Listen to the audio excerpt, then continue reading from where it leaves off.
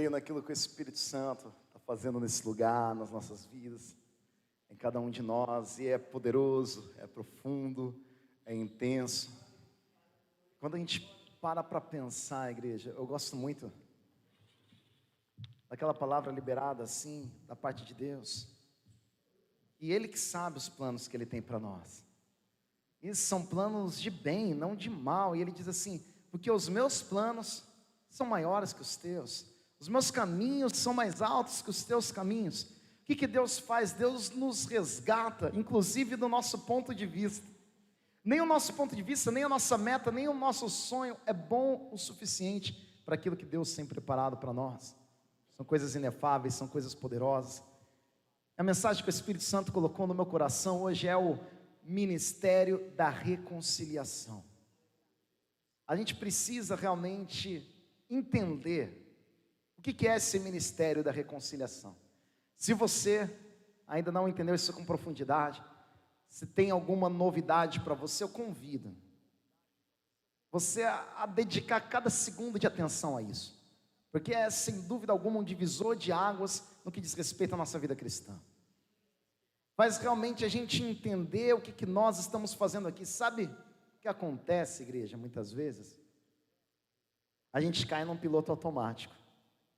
Eu estava dirigindo uma vez, estava ali na Ayrton Senna, estrada gostosa, né? Vai 100, 110, 120, 150, opa, né?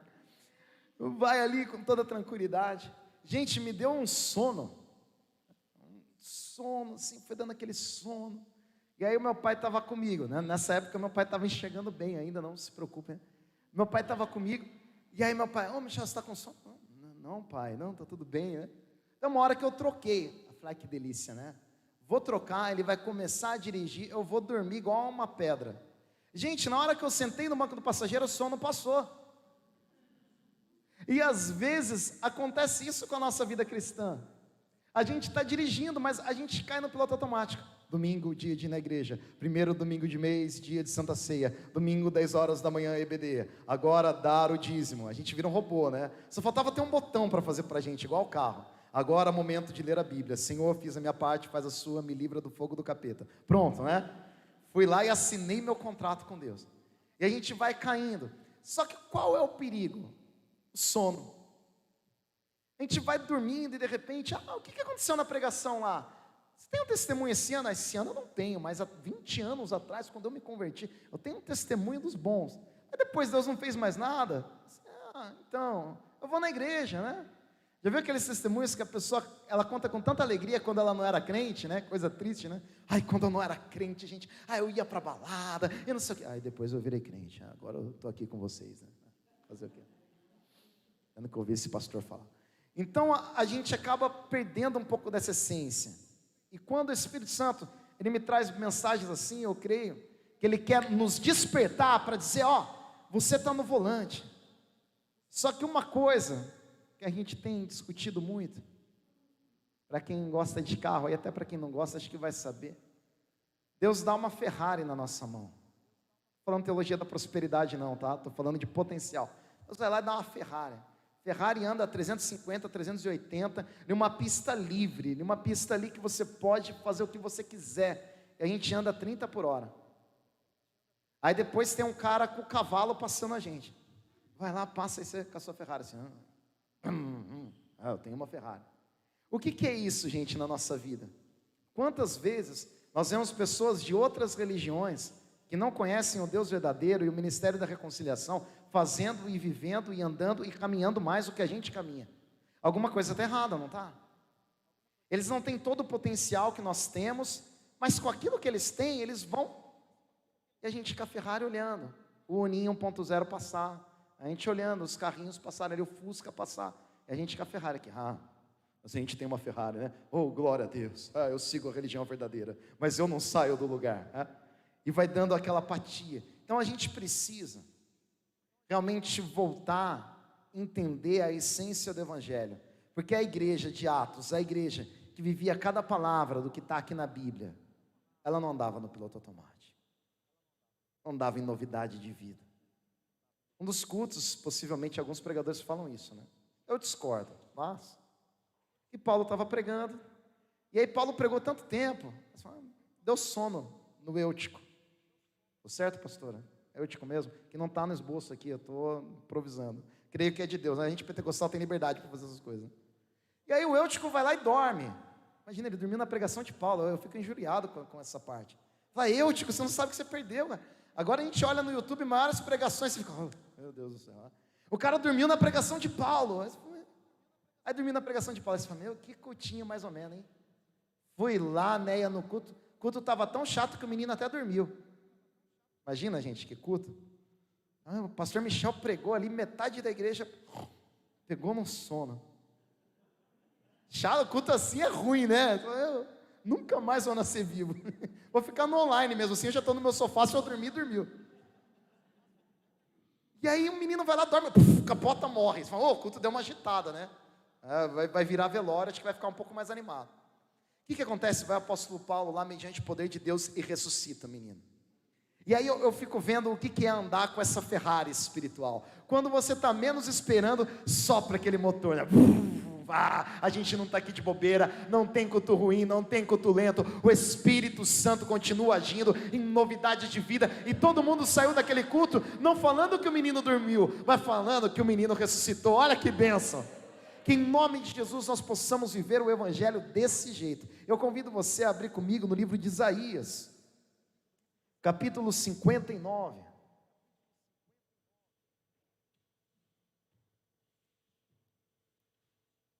Isaías capítulo 59, estão começando aqui a mensagem do Ministério da Reconciliação.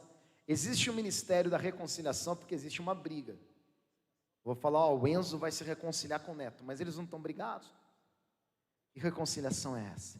Reconciliar é juntar, né? Conciliar é juntar, reconciliar é juntar de novo. Então eu preciso juntar alguma coisa que foi separada. E eu creio que o inimigo ele tem atuado de uma maneira tão poderosa no nosso orgulho, que é por causa disso que a gente não entende o ministério da reconciliação. Quem aqui assiste The Voice ou já assistiu alguma vez na vida? Só eu e metade da igreja aqui que é incrédulo, o resto não assistiu. Então The Voice, o que acontece? Vão lá e batem, né? O menino canta bem e gira a cadeira. Qual que é o discurso do The Voice?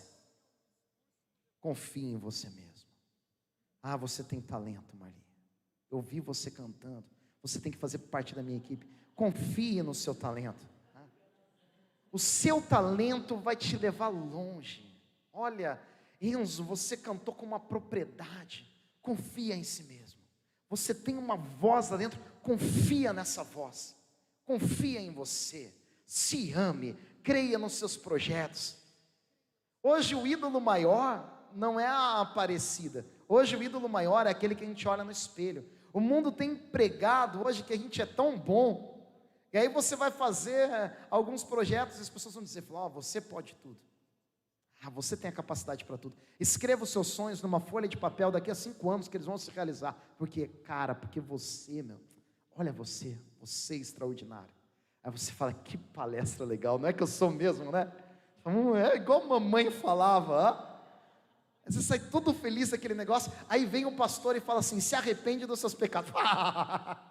O pastor está viajando, o pastor não sabe como eu sou da hora, como eu confio em mim, como eu tenho um potencial. Aí a gente fala assim, se arrependa dos seus pecados. Eu não batia na mulher, eu não era adúltero, eu não era isso, eu não tenho pecado para me arrepender. E aí quando o diabo ele coloca o nosso orgulho no nível tão alto igual esse, o que acontece, igreja? A pregação acabou. Se eu falo para alguém, você está brigado, a pessoa fala, não, estou não. Mas ele não olha na sua cara, você está brigado. Não, imagina, a gente não fala faz 10 anos, mas está tudo bem. Mas vocês não falam faz 10 anos, mano. Ele foi lá e chutou a porta do seu carro. Ele é brincalhão assim mesmo. E aí eu vou tentar reconciliar. Não, para que reconciliar? Não quero nem falar. Vai haver reconciliação, gente? Não, porque a pessoa não entendeu que ela está brigada. Às vezes a gente fala assim, né? Tem pessoas no mundo que não têm um relacionamento com Deus. De certa forma, essa afirmação é mentirosa, sabia? Todas as pessoas no mundo têm um relacionamento com Deus. Mas e o ateu? O ateu tem um relacionamento com Deus. Ah, mas e eu tenho um relacionamento com Deus? Ah, todos eles. Todas as pessoas do mundo têm um relacionamento com Deus. Só que alguns têm um relacionamento de inimizade e outros têm um relacionamento de amizade. Mas todos têm um relacionamento com Deus. É impossível nós não nos relacionarmos com Deus. Eu vi uma afirmação interessante no Facebook que a Gabi me contou. Um ateu escreveu assim: eu não acredito em Deus, né? Aí a pessoa foi lá e respondeu para ele, né? Falou: então, você não acredita? Como que era mesmo, amor? Você não acredita? Eu joguei você no fogo agora, hein? Ela: o que era? O que eu contei para ele mesmo? Ele trouxe na pregação. Se você não acredita em Deus, em quem você não acredita? Deu uma bugada, né, no ateu. O ateuzinho ficou: se você não acredita em Deus, em quem você não acredita? Então todas as pessoas, obrigado, amor, salvou aqui. Todas as pessoas têm um relacionamento com Deus, de ódio, de indiferença, igual ao ateísmo. De repente ateu é mais religioso que a gente, né? Tem a reunião do ateu, tem o grupo do ateu, tem o grupo no Facebook do ateu. O ateu vai mais na reunião de ateu do que o crente vai na igreja. Então, assim, tem um relacionamento, mas não é um relacionamento de amizade. Eu convido você a ir para Isaías 59 aqui. A Bíblia é 1 bilhão de vezes mais interessante do que eu. Isaías 59, verso 1 diz assim: vejam, o braço do Senhor não está encolhido para que possa salvar, e o seu ouvido tão surdo que não possa ouvir. Ou seja, Deus, Ele quer te ajudar, mas o que acontece aí? Existe uma quebra, um abismo. Mas as suas maldades separaram vocês do seu Deus. Os seus pecados esconderam de vocês o rosto dele, e por isso ele não os ouvirá. A gente tem um problemão aqui. Vocês viram o tamanho do enrosco? Olha o tamanho do problema. Você tem um Deus que quer ajudar você, que quer fazer as coisas por você, só que ele não pode fazer, não porque ele não tenha poder para fazê-lo, mas porque existe um abismo entre nós e ele, causado pelos nossos pecados. Então Deus está ouvindo, o braço dele está estendido, mas ele não pode fazer. Por quê? Porque os nossos pecados impedem essa ação de Deus. Vamos para o verso 10. Como cego caminhamos apalpando o muro, tateamos como quem não tem olhos. Ao meio-dia, ou seja, na luz mais intensa, nós tropeçamos como se fosse noite. Entre os fortes somos como os mortos. O que é isso? Vida de pecado. Quem vive no pecado não sabe onde está, ele está tateando, ele está andando igual um cego. Só que não é apenas uma cegueira, não é apenas um pecado, não é apenas uma separação com Deus, é também morte. Vivem como mortos. Entre os fortes somos como os mortos. Olha o verso 12. Sim, pois são muitas as nossas transgressões diante de ti, e os nossos pecados testemunham contra nós. As nossas transgressões estão sempre conosco. E aqui, gente, olha, isso é extraordinário. E reconhecemos as nossas iniquidades. Reconheço, eu sou iníquo mesmo. E aí eu vou com você lá para o verso 20. O Redentor virá a Sião, aos que em Jacó se arrependerem dos seus pecados, declara o Senhor. Então aqui em Isaías ele mostra que existe um abismo, mas lá no verso 20 ele está dizendo: vai haver um Redentor, vai haver alguém que vai acabar com esse abismo, vai haver uma pessoa que vai ligar vocês com Deus de novo, vai haver uma pessoa que vai apagar toda a sua iniquidade, todo o seu pecado e te reconciliar com Deus. Aí não haverá mais impedimento algum para que Deus haja e faça tudo aquilo que Ele pode e vai fazer na sua vida. Olha que lindo isso, igreja. Esse é o ministério da reconciliação. Precisamos entender que estávamos brigados, que nós pecamos. Eu convido você a ir comigo para Hebreus 10. Depois das cartas de Paulo ali, a gente chega em Hebreus. Vou tomar uma água para te dar um tempo e depois eu já vou, tá?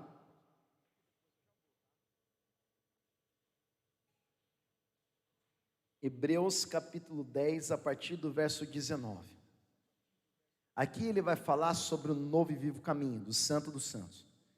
No capítulo 9, e no capítulo 10 até o verso 18, ele vai tratar das coisas antigas e de como Jesus foi ocupando esse papel. Quando eu estava estudando, eu sonhava em fazer uma pregação de 2 horas, aí ia caber tudo isso aqui, né? Mas a gente tem uma pregação curtinha, vocês vão ficar com um resuminho. Você pode ler na sua casa. Qual que é esse resuminho, gente? Havia um abismo, havia uma separação. Para que essa separação acabasse, Deus fez uma aliança, que na época era inédita, mas hoje nós conhecemos como uma velha aliança. O que essa velha aliança fazia? Ela dava um jeito nos pecados. Se os pecados fazem separação entre nós e Deus, precisamos de uma aliança que resolva esse assunto. Então a primeira figura que havia era um mediador. Então, se eu sou pecador e tem um abismo aqui, o Enzo ali é Deus e eu estou aqui, sou um pecador, tem uma distância aqui. Eu preciso de um mediador. Então o mediador vem e leva a minha mensagem até ele. Eu preciso de um mediador, e esse mediador era o sumo sacerdote. Alguém que tinha lá uma santidade especial, várias regras e tal. Segunda coisa, precisava de um tabernáculo, que representasse tudo aquilo que Deus é. No tabernáculo existia o lugar santo, e depois o lugar santíssimo. No lugar santo só o sacerdote entrava, que vocês já conhecem, né? E no lugar santíssimo, o sumo sacerdote uma vez por ano. No lugar santíssimo havia uma separação do lugar santo para o lugar santíssimo, que era um véu. Depois que se passava desse véu, você chega nesse lugar santíssimo e você dá de cara com a presença de Deus. Ou seja, se a gente for pensar lá em Isaías capítulo 59, lá no verso 2, onde começa essa separação, aqui a gente tem uma resolução, certo? Existe lá um sumo sacerdote, que faz uma mediação, passa pelo lugar santo, e entra uma vez por ano no lugar santíssimo. Naquele lugar ele está, diante da glória de Deus. Apresenta os pecados do povo para Deus, para que Deus perdoe. Resolvemos, certo? Deus foi lá e deu um remédio, resolveu. E aí outra coisa desse remédio, tinha sangue. Animais eram mortos, representando aquilo que Jesus faria. Então era preciso haver sangue para que houvesse reconciliação.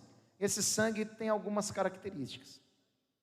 Se eu chegar e falar para vocês aqui assim, falar o seguinte: eu quero o Corolla do meu pai. Ah, Michel, não, tudo bem, amém, né? Não, eu quero agora o Corolla do meu pai. Mas por quê? Não, porque quando meu pai morrer, vai ficar para mim, então eu quero o Corolla do meu pai agora. O que vocês vão falar? Ih, o Michel está meio doido, né? Fala, não, gente, mas quando ele morrer não vai ficar para mim? Não é minha herança? Então eu quero, só que eu quero agora, tipo o filho pródigo, né? Existe a possibilidade disso acontecer? Não. Você queria me dê, né? Mas, como que isso funcionaria? Ele teria que deixar um testamento para mim. Aí meu pai vai lá e escreve: filho amado Michel, deixo para você um Corolla 2019. Falou, glória, né? Está lá no testamento. Aí eu chego para o advogado, ó, testamento está aqui, ó. Meu pai assinou, Corolla é meu. Aí o advogado fala, não, quando que seu pai morreu? Não, meu pai não morreu, ele está vivo. Não, mas como assim? Não, o testamento está aqui, não, é meu. Cara, mas seu pai está vivo. Não, mas aqui não é meu? O médico ia me internar, certo? Por quê? Para eu receber aquilo que está no testamento, quem escreveu o testamento eu preciso o quê? Está morto. Aqui existia um velho testamento, uma velha aliança. Para isso funcionar, para o testamento ser válido, você precisa de morte. Você precisa de sangue derramado. Só que tem uma característica, esse sangue era ineficaz. Hebreus capítulo 10 diz assim que, como que sangue de animais podem perdoar pecados? Eles eram um lembrete, dizendo, olha, seu pecado tem um custo. E era Deus explicando o seguinte: sem sangue derramado não há testamento, sem sangue derramado não há perdão. Para acabar com aquele abismo de Isaías 59, precisa necessariamente haver derramamento de sangue. E outra característica dessa velha aliança é que ela era temporária, ela foi feita para durar pouco tempo, ela era transitória. E por último, ela não regenerava. O sacerdote tinha que ir todo ano, porque o povo pecava de novo. E o povo continuava do mesmo jeito, fazia coisas até piores.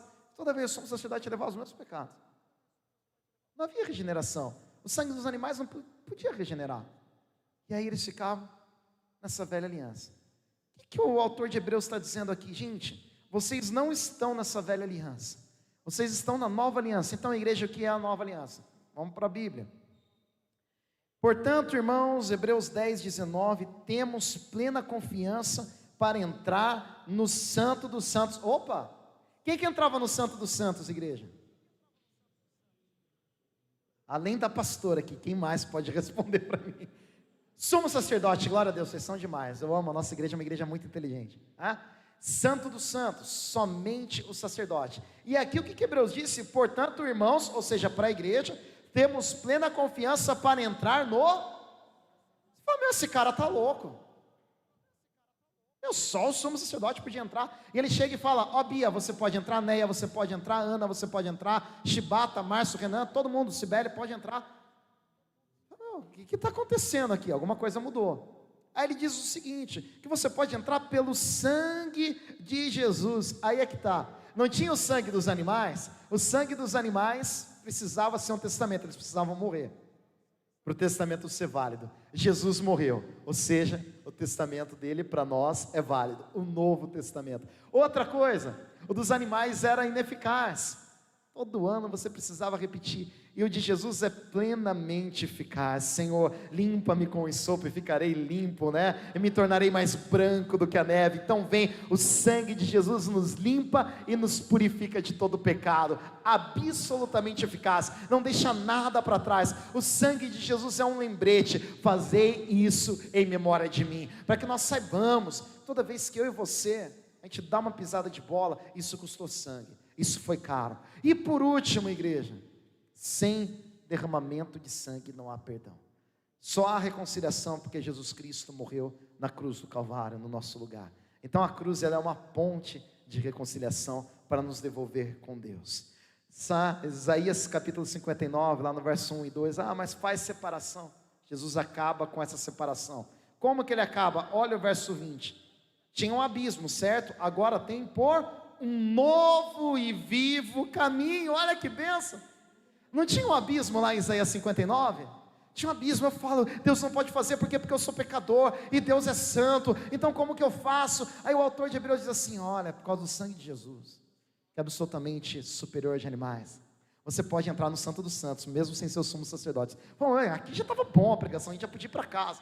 Aí ele continua dizendo, olha, porque aquele abismo, aquela separação que havia, ela não existe mais, porque foi inaugurado um novo e vivo caminho, que Ele nos abriu por meio do véu, isto é, do seu corpo. Quando Jesus morre, o véu que separava o lugar santo do lugar santíssimo, ele é rasgado de cima a baixo. Eu posso entrar pelo novo e vivo caminho do sangue de Jesus, e isso é reconciliação à cruz do Calvário.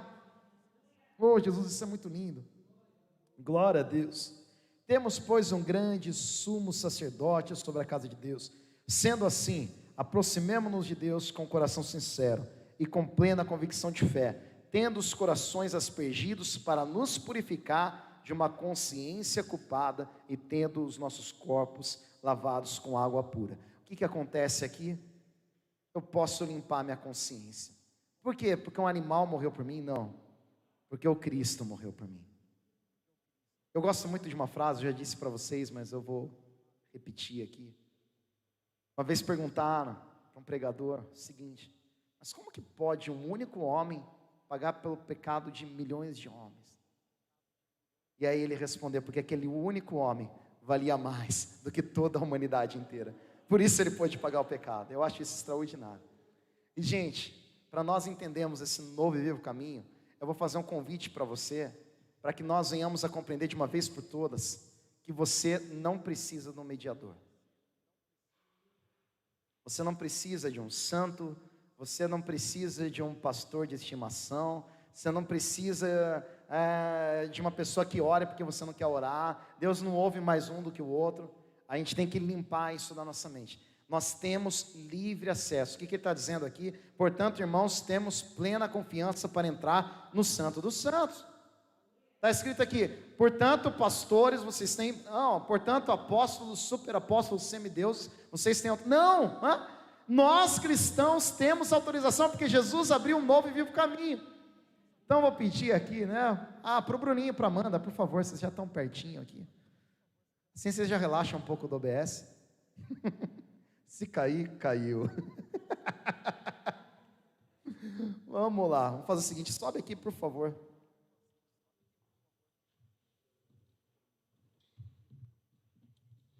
Vem cá, Bruninho, primeiro. Bruninho, o seu papel é top, cara, você é Deus, né? Só, então vem pra cá. Você acha que aqui pega, manda na câmera? Então aqui. Ah, vocês estão vendo? Aí sim. Bruninho, fica aqui então. Até onde a câmera pega? Ah, tá muito perto. Ah, tá bom. Amanda já decorou o posicionamento do OBS. O seguinte, gente, o que era o mediador?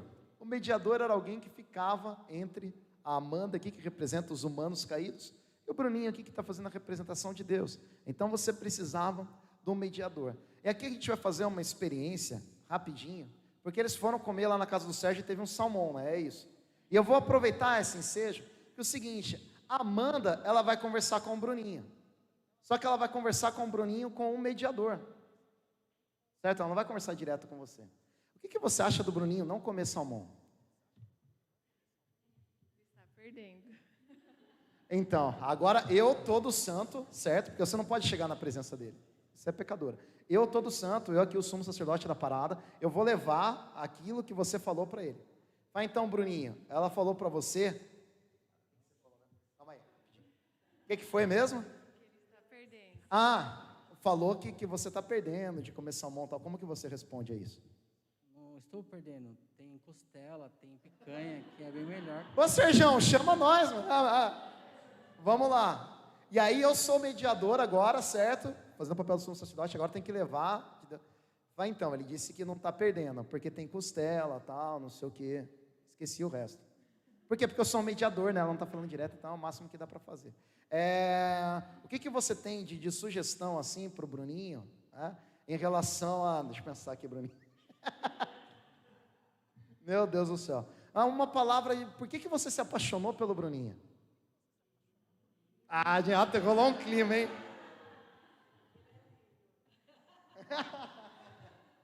São várias coisas, mas porque ele é lindo. Então, Bruninho, ela se apaixonou por você, porque você é lindo segundo ela, tá? Sou só o mediador aqui, né?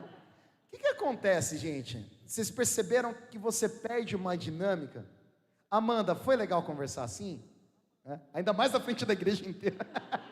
Bruninho, é legal conversar assim? Não, não é. Porque você acaba perdendo muita coisa. O que acontece no ministério da reconciliação?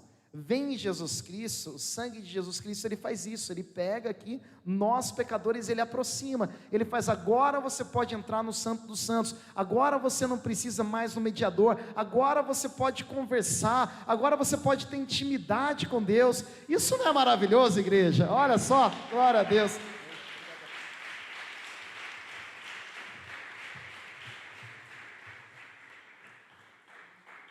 A gente precisa abrir o nosso entendimento para isso, né? Que nós temos agora acesso direto.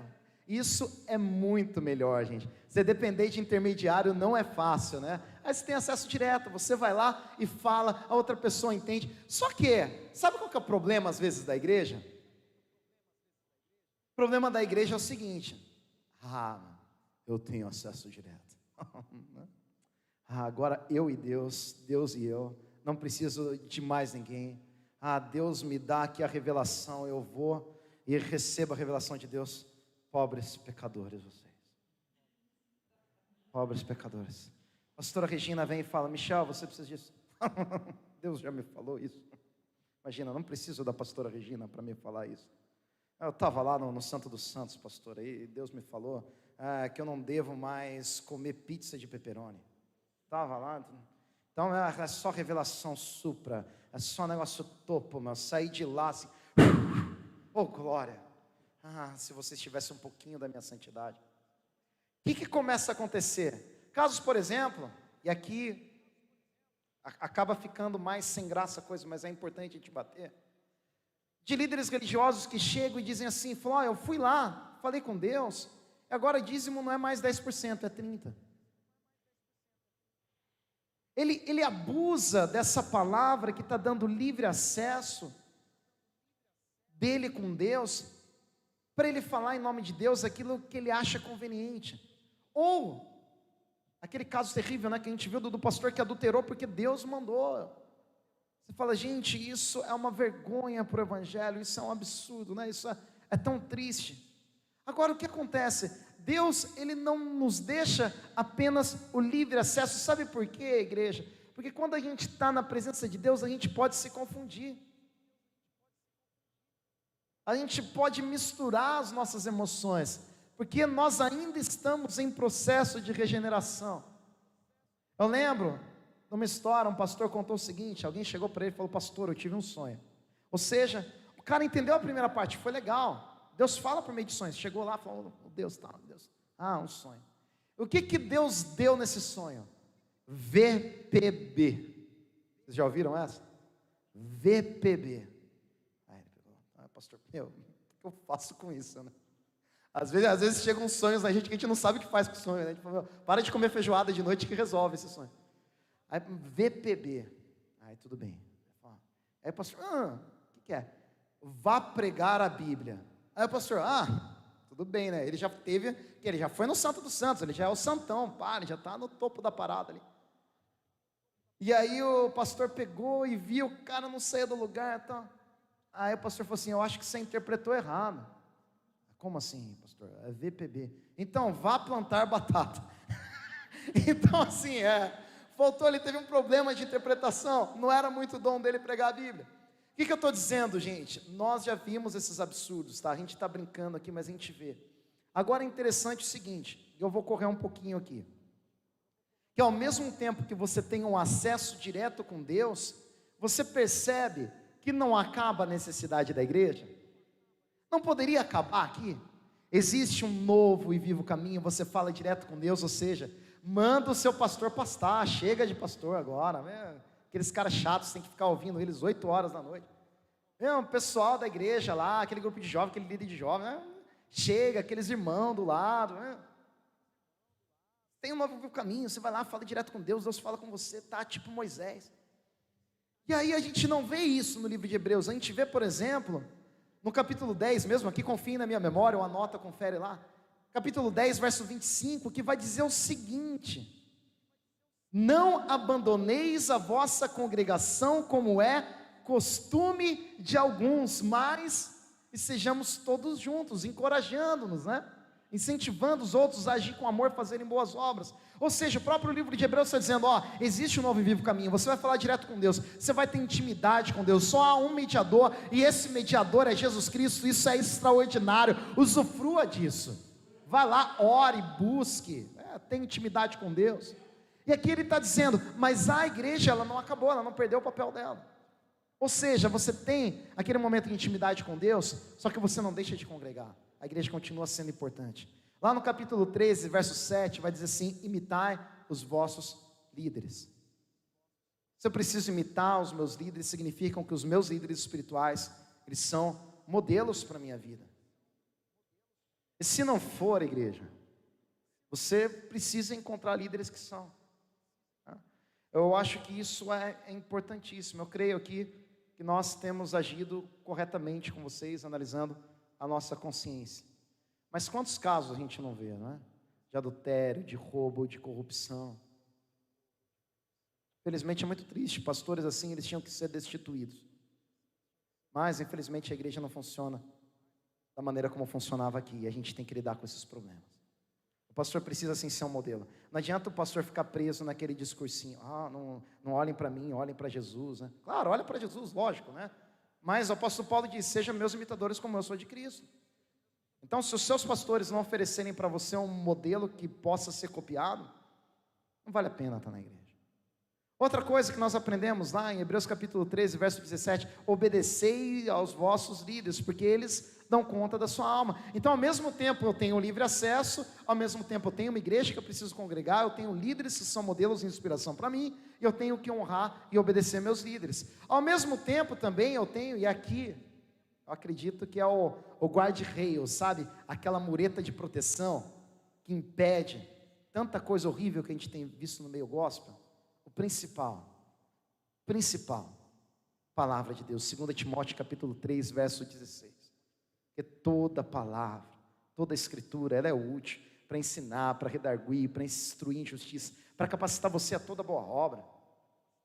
Então, ao mesmo tempo que eu tenho acesso direto com Deus, a gente precisa lembrar que nós temos uma igreja, que nós temos que prestar contas às pessoas, que nós temos irmãos para ajudar, que nós temos que caminhar em unidade. Não dá para eu ter aquela intimidade com Deus e achar que eu não preciso mais de ninguém.